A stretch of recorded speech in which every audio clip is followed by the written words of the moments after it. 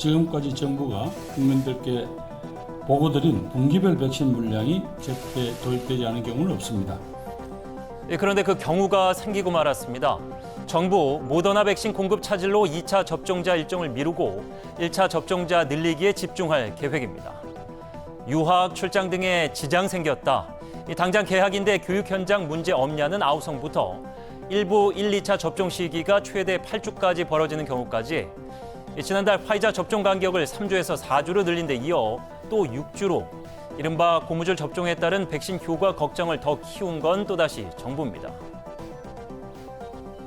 모더나사의 백신 공급 차질로 인하여 국민 여러분께 심려를 끼친 것에 대해서 다시 한번 죄송하다는 말씀을 집단 면역의 목표 시기도 앞당기고 백신 접종의 목표 인원도 더 늘릴 것입니다.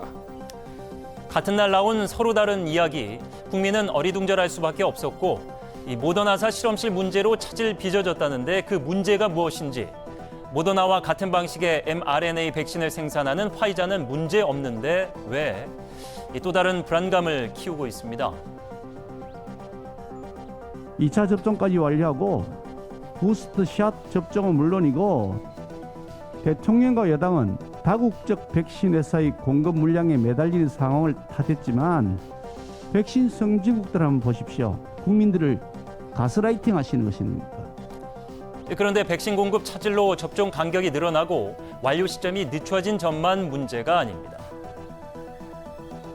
아스트라제네카 백신은 허가 범위가 18세 이상으로 허가가 나 있기 때문에 수급 상황이나 유행 상황에 따라서 혈전증 사례가 해외에서 잇따르자 30세 미만 접종을 중단했다가 나이별 이득 등을 분석해 50세 이상에게만 접종돼 온 아스트라제네카를 정부가 30대 이상도 접종할 수 있도록 지침을 변경했습니다.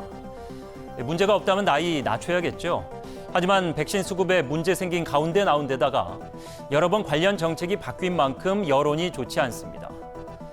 백신 거부 의사 7%. 우리나라는 다른 나라들에 비해 백신 거부율이 낮지만 부작용을 가장 크게 걱정하는 것으로 조사됐고 그 조사 결과를 반증하듯 18세에서 49세 사전 예약 참여가 고령층 대비 저조합니다. 코로나 고위험군이 아닌 이유에서일까? 2030 사이에선 백신을 맞아 숨지는 것보다 이 코로나에 감염돼 숨지는 확률이 더 적다는 말까지 나옵니다.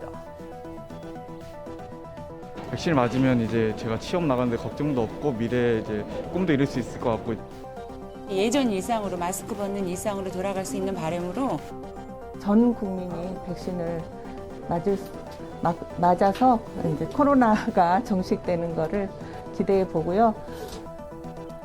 이 코로나 극복 희망 하나로 함께 달려온 우리 아니겠습니까? 세계적 백신 부족 상황이라 어쩔 수 없다는 말이 아닌 수급 상황에 대한 진실한 설명, 정책이 바뀐 데 대한 납득 가능한 근거가 있어야 합니다. 공포는 불신과 불안에서 나옵니다. 그것이 방역 당국이 백신 수급과 부작용에 대해 지금처럼 원론적 입장만 말하면 안 되는 이유입니다. 정부에 대한 신뢰가 무너지면 방역도 무너질 수 있다는 것을 잊지 말아 주십시오. 앵커 포커스였습니다.